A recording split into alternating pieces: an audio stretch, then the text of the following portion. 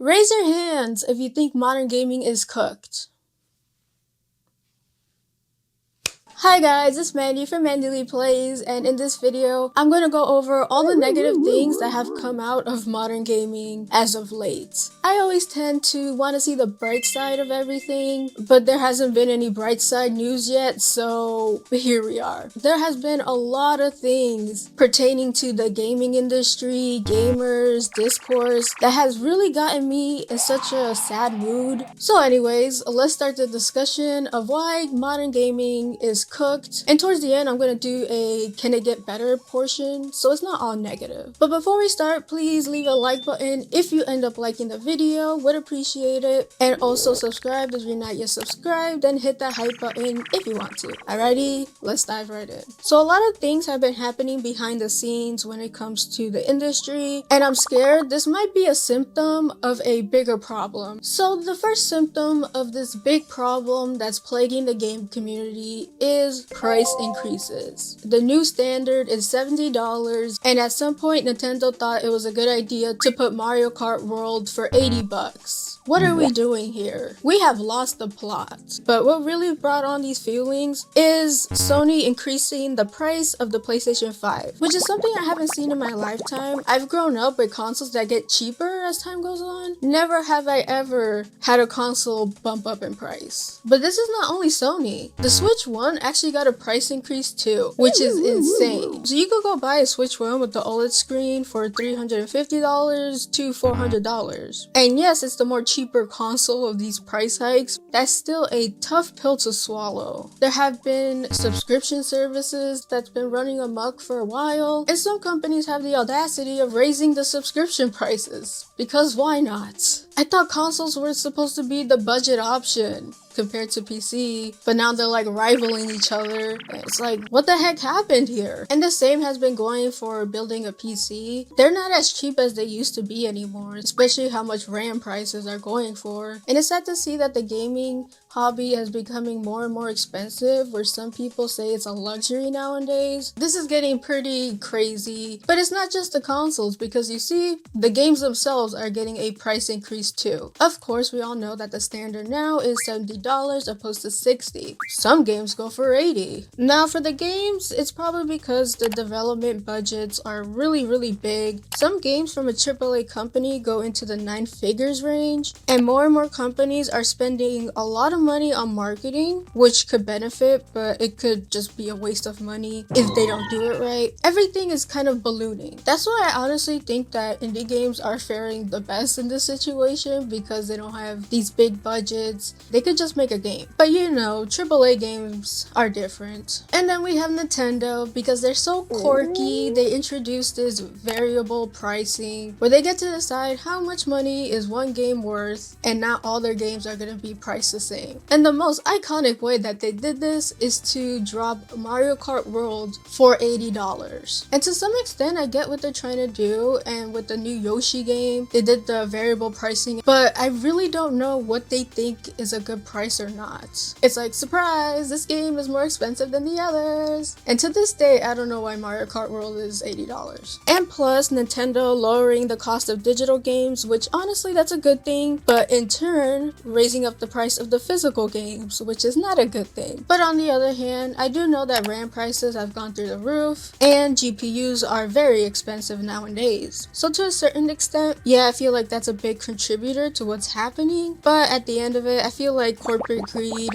is playing a bigger role too. But this perfectly goes to my next point, and that is AI is ruining a lot of things. I don't use AI to do anything creative. The most I use it is just for grammar checks on my emails or something, but that's about it. And plus, I really don't like the style of AI. That stuff scares me so much. The way it moves and generates on the go, it's just so horrifying and scary to me. I don't know what to call it, but I just find that terrifying. Anyways, besides that phobia, in the gaming community, AI is used in a lot of different ways, but I feel like companies are using them a bit too much. And what really crosses the line is if the AI takes the position of an actual human. As a matter of fact, there was a survey in the 2025 Game Developers Conference that shows nearly a third of developers said that AI is actively harming the gaming industry. Everything from artists, developers, narrative designers are being replaced by AI. And while some don't use it as much or they're in the background or something, it's still a little thing that could become a huge problem given a few years. And also recently, Kingdom Come Deliverance 2 also admitted that they use AI. Here's the tweet. Kingdom Come Deliverance 2 localization dev says he was fired and replaced with AI. Yesterday, with no forewarning, I was invited to a meeting and promptly told that in the effort to make the company more effective and save finances, my position at the company would become obsolete in favor for using AI for all translations going forward. And I'm going to put the tweet here so you guys can read it yourself. It is very sad that this guy's job was terminated because of an AI program. And it says for financial reasons, but our games are still expensive? Like, bro, where's the money going? If AI is going to save the industry because it makes things cheaper, why aren't things cheaper? And in this tweet, this guy goes on to say, all I want is for people to be more informed about what's going on in the gaming industries behind closed doors. Warhorse Studio is a studio that is known for their writing, and it's insane that they would fire the translator in favor for AI slop translations. And this is not for every gaming company. Don't get me wrong. There's a lot of good ones out there, but this stuff makes me so scared for the future of gaming when it comes to AI. And it really breaks my heart hearing people lose their job in these times because of a stupid AI bot. I would literally cry.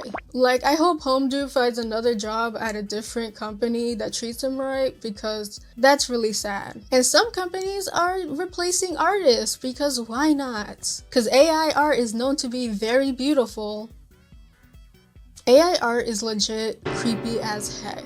And for the sake of making games cheaper, games ain't getting cheaper. Because as much as people love AI because it cuts costs, there is a cost to keeping up with this stuff. Mainly the RAM. You guys have seen those RAM prices. It's eye-watering. And I mean, 64 gigabyte RAM that was originally $200 are now $600. Also, your GPUs and your hard drives go up in price as a result. Not only if you want to build a PC or buy a PC, but also the consoles too, because they use the same components. It's just like a Ouroboros. It just goes around in a circle and it never stops. While I am very nihilistic right now, I will like to say that not all companies do this, and because of all this mess, we have been seeing an influx of indie games just flourishing, which I love that. I'm telling you, indies are gonna pretty much take over the gaming industry if things just go the way they are. And in these times, I always say, don't buy anything you don't need. Just buy the games that you really want to play. Oh, and really take care of your stuff. Dust your PS5, I've done that many times, it's pretty easy. Dust your PC, I've done that many times as well. Treat them like princesses. Alrighty, now on to the next point, no ownership. Recently, gaming has been ramping up their all-digital utopia thing that they want to do. And to some extent, it's kind of inevitable because the music industry went through this, the movie industry. Well, yes, there's physical movies. More commonly, people watch movies through a subscription or renting them. So again, it's inevitable, but the speed at which they're doing it is pretty scary. And a lot of companies do use forceful tactics for this too. But even with all that, there are still physical games. Well, some of them are physical. In that, I mean, they're just glorified activation keys for the eShop on the console. And yes, I am talking about keycards. Keycards are by far Nintendo's dumbest decision when it comes to consumers. In essence, a gaming keycard is basically an activation code from the eShop to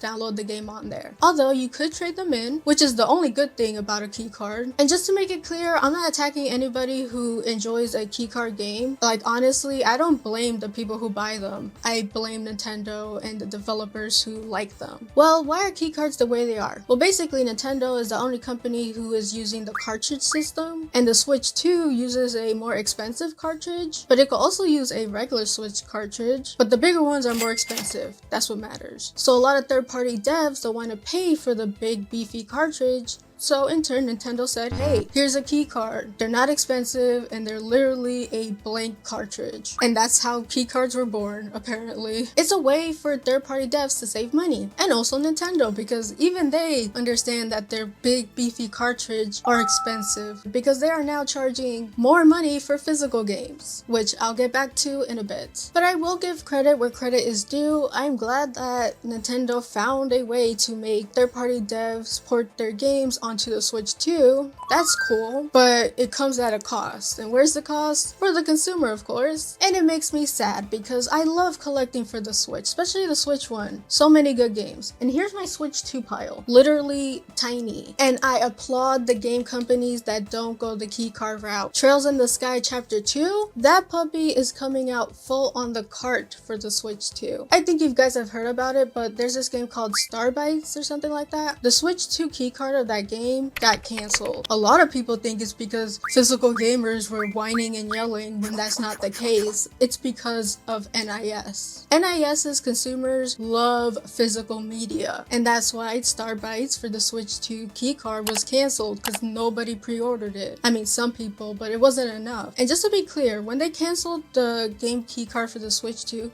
that doesn't mean they canceled the Switch 1 physical copy, which is a true physical copy. And if you buy the Switch 1 physical copy, you could then upgrade it to your Switch 2 copy. I mean, I feel like that's the best option instead of getting a keycard. But yeah, the keycards were the worst thing to ever happen. Back to the topic, the way they're trying to force digital gaming is honestly really sad. And while I do agree that online is embedded in everything at this point, I still feel like having that option of just putting in your game and playing it should still be there. And I'm also a big fan of owning the stuff that I pay for. And there are actually ways to own digital products too, like GOG, which allows you to own your PC game DRM free, where it could be stored in an external hard drive and played anywhere. But man, if gaming turns into a subscription thing, I'm just gonna quit. Now let's go and inject some much needed hopium. Number 1 is look at your backlog. See this? All these games? I mean, I played a majority of them, but there's some that I haven't played. So yeah, in these times, just play your backlog. Enjoy the games you didn't have time to beat before, and really get rid of that backlog. And this is also to avoid paying full price for a game, because if you wait a bit, that full price game will probably go on sale. And if you have a lot of single player games, then that's even better for you. If they're longer JRPG, that's even better. And if you don't like what you play, and you really did not like the game, don't be afraid to trade it in. Also, if you can, donate it to your library. And on that note, use your library. You can rent out a game for free. You just have to give it back, of course, but that's always a resource. And I know this personally, how this could be really hard, but please don't give in to FOMO. Please don't give in to FOMO. It's hard. I know. I've given in to FOMO so many times. I mean, Pokopia was kind of a FOMO buy. Try to fight it off. Keep your eye on the prize, play what you're playing, and really ask yourself, are you gonna play that game soon? Really think about it, because there are some times where I buy a game off FOMO, but then I put it in my backlog because I'm playing other stuff. And then I see that same game on sale, and I want to cry. So don't be like me and think, are you gonna play this game anytime soon? Another thing is pick a series that you like, more preferably a series with a lot of games that you do have, like Final Fantasy, the Trails games, the Tales games, any series where you could just dedicate a lot of time to it, go for that. Now this tip is kind of a no dub, but wait for sales. Hold the line, like hold the freaking line. Also, vote with your wallet. It does help a lot. Speak out if you don't like something, and don't get intimidated by weirdos on the internet. So that is it for today's video. I hope you guys enjoyed. If you did, please hit that like button, and if you like my videos and would love to see more, more positive stuff, then please consider subscribing. I hope you guys have a wonderful rest of your day, and as always, play a good game. Peace.